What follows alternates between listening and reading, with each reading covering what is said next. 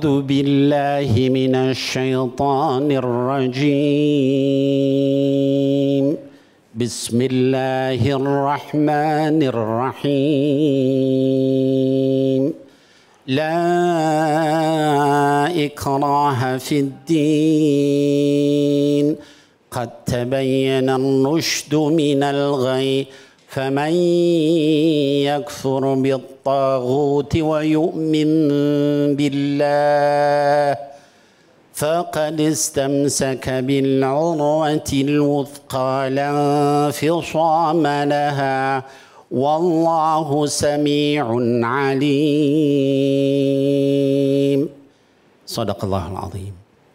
Bismillahirrahmanirrahim. Rabbi syrah li sadri wa yassir li amri wahlul 'uqdatan min lisani yafqahu qawli. Amma ba'd. Yang saya muliakan para guru, Ustaz David dan juga Ustaz Muhai dan lain-lain, dan juga para ibu-ibu yang hadir di studio dan juga para pemirsa Cahaya Hati Indonesia dimanapun berada.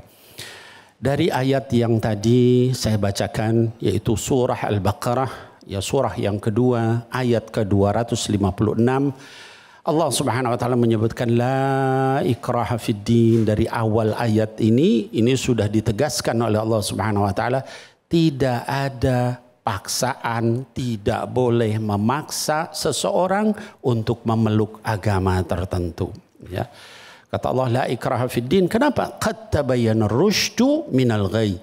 Karena sudah jelas jalan ar-rusyd, jalan hidayah, jalan petunjuk, dengan al-ghayy, jalan yang sesat, yang tidak benar, ya.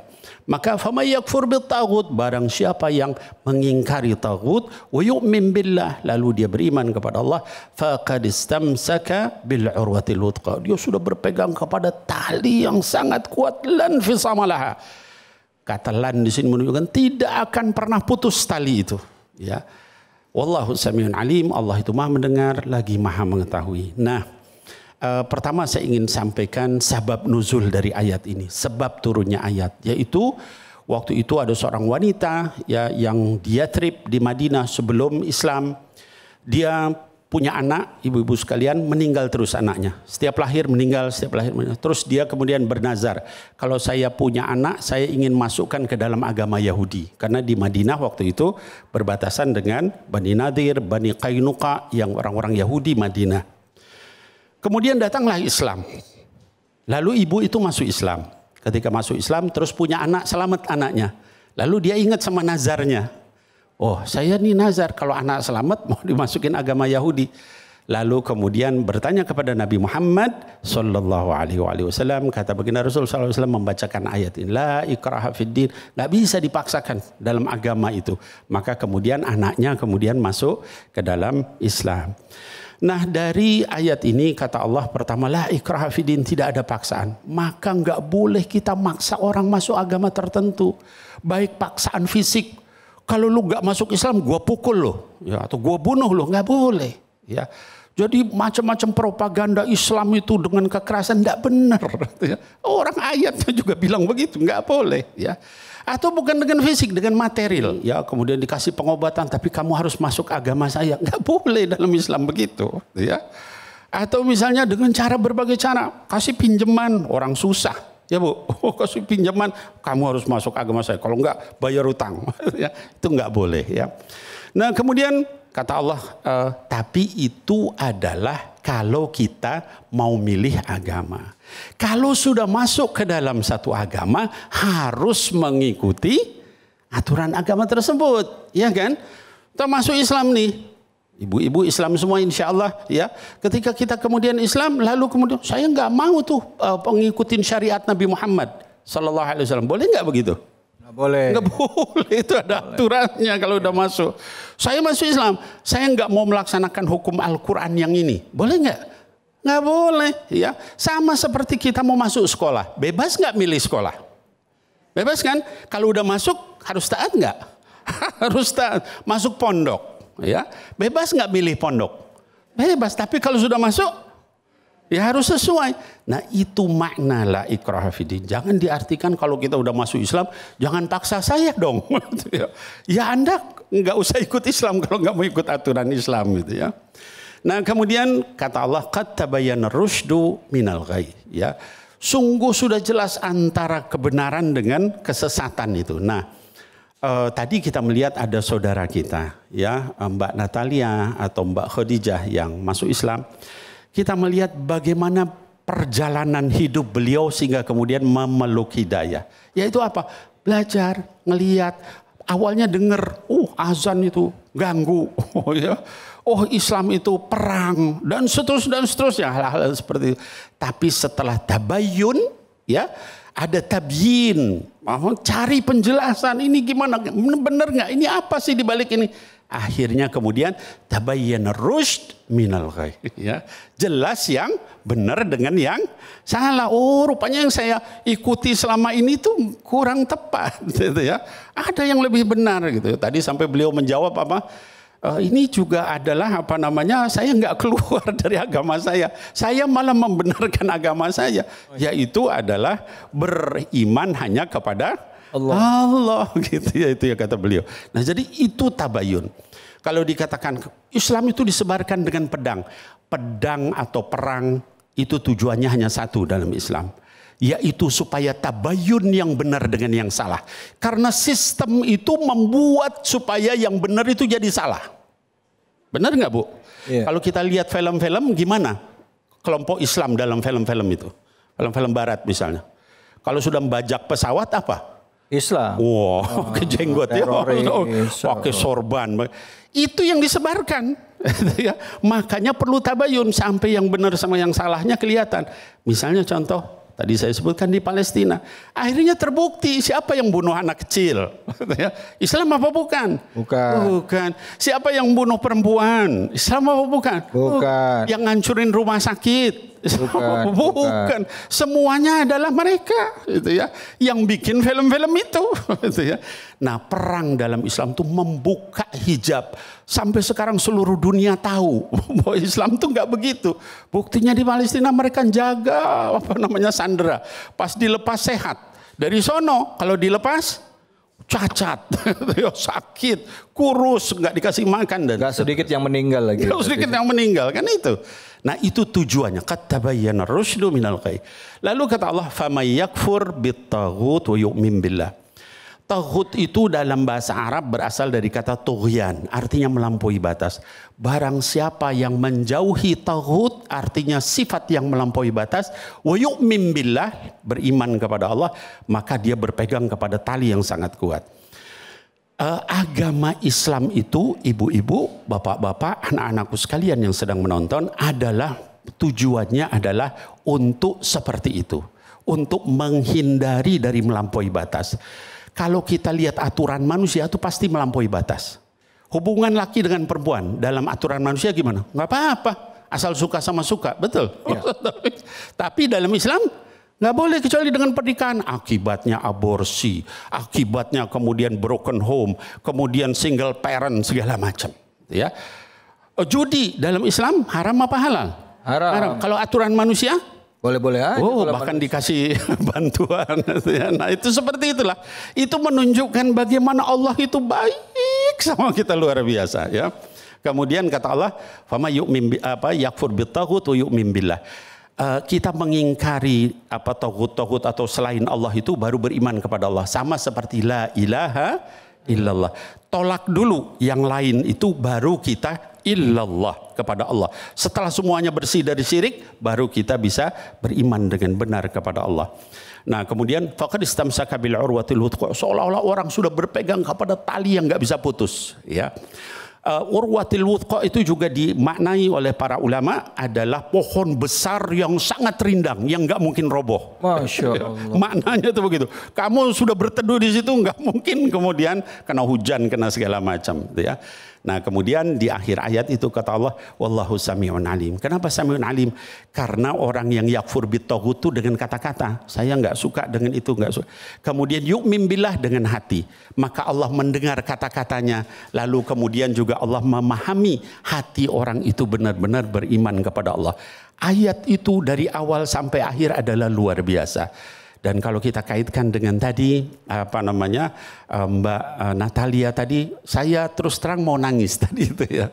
Melihat perjuangannya, ya berapa luar biasanya beliau jaga diri, jangan nyakitin orang tua, tapi juga iman sama Allah jangan sampai lepas gitu. Gimana caranya?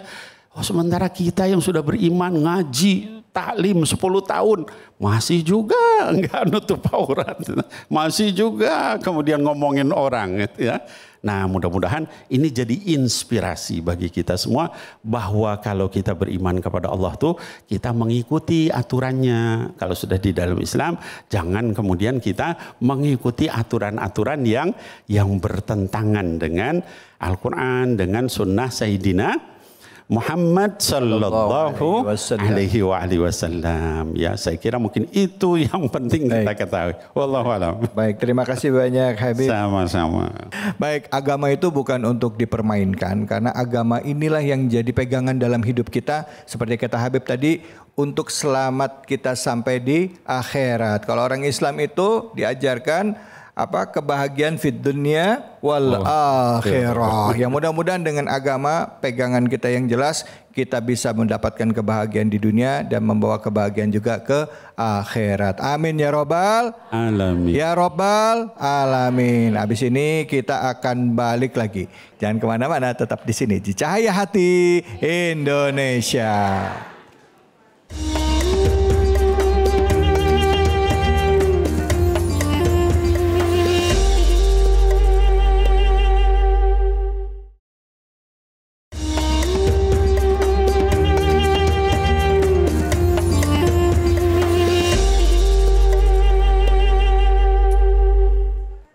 Alhamdulillahirabbil alamin. Kita kembali lagi di program kesayangan kita, Cahaya Hati Indonesia. Bu. Ya. Bu. Ya. Cuciannya udah beres belum? Nggak ngurusin. Bu. Ya. Ada nggak tetangganya yang mualaf? Ada. Nah, terus sebagai seorang muslim ya, atau kita muslimah nih ibu-ibu ya, imannya gimana? Ada naik, ada turun? Benar? Ada naik, ada turun. Sekarang lagi naik apa lagi turun imannya? Lagi naik. Nanti sampai rumah? Cepet banget gombak, turun. Habib, Ustadz, ini ada kiriman video ya dari penonton kita yang saat ini ya, dia punya pengalaman batin yang luar biasa, mau curhat sama kita. Dan saya juga ngajak kepada pemirsa yang ada di rumah untuk kirimkan video ya atau pengalaman spiritualnya untuk nanti kita bahas sama-sama di Cahaya Hati Indonesia. Tapi untuk yang episode kali ini dia, sama-sama kita saksikan. Jadi pada saat kecil itu hingga dewasa saya ini diajarkan tentang agama oleh keluarga saya sendiri. Bahkan keluarga saya ini sangat taat kepada agama Islam. Wajib dan sunnah itu selalu dilaksanakan. Pada saat itu saya masih merasa saya ini ada di jalan yang benar. Karena saya selalu merasa takut untuk ketinggalan ibadah dan selalu taat untuk menjalankan syariat-syariat Islam. Semakin dewasa, banyak hal yang saya lalui dan cobaan yang saya rasakan. Dari hal tersebut, seringkali saya menyalahkan takdir yang diberi oleh Allah Subhanahu wa Ta'ala. Bahkan dari hal tersebut, saya jadi lebih sering menggerutu, mengeluh, bahkan menyalahkan diri saya sendiri. Entah kenapa, sekarang ini yang biasanya saya melakukan ibadah itu secara khusyuk dan untuk menenangkan hati saya, namun perlahan hal itu tuh menghilang dan saya tuh tidak pernah merasakannya lagi. Yang saya takutkan, apakah hal yang saya perbuat itu membuat saya kehilangan hidayah? Nah, ini dia nih, yang tadinya rajin tahu-tahu males. Tadinya rajin sholat, sekarang jadi males sholat. Denger azan terus ngapain, Bu? Tidur. Ini dialami sama salah seorang jamaah kita ya, yang pemirsa setia Cahaya Hati Indonesia. Dia ada kekhawatiran, bahasa terakhirnya itu, apakah saya termasuk kehilangan hidayah? Saya takut sampai kehilangan hidayah. Memang pertanyaannya, hidayah itu bisa hilang, Ustadz. Terus kedua, sebenarnya fenomena atau apa yang dialami oleh orang ini kan dialami juga oleh kita semua ya, oleh Mbak tadi ya. Nah, gimana kita menyikapi seandainya Dari tadinya rajin tahu-tahu males. Yang tadinya senang pas lagi ibadah terus mendadak merasa hampa. Apa yang sebenarnya terjadi dan bagaimana menyikapinya? Silakan kesempatan pertama kepada Ustadz Mohai, fadhol. Baik, kita mengenal kalimat, ibu-ibu juga hafal ya. Al-imanu yazidu wayan kus. Iman itu nambah, iman juga terkadang turun. Iman itu bertambah ketika ibadahnya, amalnya itu baik. Nah, ibadah dan amal itu menjadi baik biasanya kalau dunianya, hartanya itu lagi sedikit. Hah? Maksudnya gimana? Iya, awalnya. Jadi keadaan yang pas-pasan itu lagi membuat susah. orang lagi susah, kemudian khusyuk, datang masjid, rajin ngajinya. Ketika seperti itu imannya naik. Dan sebaliknya, iman itu turun ketika ibadah juga turun. Nah, ibadah turun itu ketika dunianya lagi banyak. Oh. Nah, lagi punya, kalau uang dulu dikit pengajian, uang banyak jalan-jalan, Bali, Singapura, segala macam. Nah, yang dicintai oleh Allah adalah lagi banyak, lagi sedikit, tetap dia ibadah. Masya Allah. Lagi banyak, sedikit, jadi pejabat, jadi rakyat, jadi pemimpin, jadi dalam keadaan lapang sempit, tetap istiqomah. Ini yang mahal. Karena ketika istiqomah maka iman itu akan terus yasbut, tetap. Karena kita tuh memang derajatnya manusia. Malaikat menuju hari kiamat ibadahnya stabil. Para nabi, orang-orang soleh, para aulia menuju hari kiamat ibadahnya imannya tuh naik. Ya, syaitan menuju kiamat imannya makin turun. Manusia yazid wa yankus, naik turun. Nanti dipengaruhi oleh amal ibadah.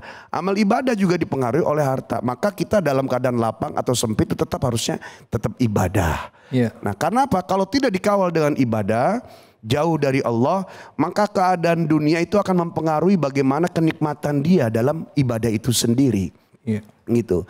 Jadi lazzatul iman, lezatnya iman tuh akan berkurang dan lama-lama menghilang. Kalau tadi ditanyakan apa memang hidayah bisa hilang? Hidayah itu memang bisa, bahasanya mungkin hilang ya, bukan seperti hilang. Bahasanya akan terus sepetak-sepetak melepas. Sebagaimana hidayah itu datang setahap-setahap ya, sesuai dengan pertambahan ibadah, sehebat itu juga turunnya hidayah. Dan hidayah itu juga akan lepas sepetak-sepetak sesuai dengan makin melemahnya kualitas ibadah. Mungkin kayak kita tadi Ustadz bilang, kita itu kayak kita terima server sinyal wifi. Karena akibat perbuatan kita akhirnya nutup tuh. Kita nggak bisa nangkep wifi-nya lagi kayak seperti gitu. yang mungkin sinyal itu mulai ada hilang. Kemudian juga karena sebenarnya yang membuat hilang itu adalah kesibukan kita dengan urusan-urusan dunia. Allah. Terlahir muslim, keluarga Islam, lingkungan Islam. Tapi kesibukan juga akan menghilangkan kita daripada kenikmatan ibadah itu sendiri. Baik. Maka yang dicintai oleh Allah adalah istiqomah. Al-istiqomatu khairun min alfi karomah.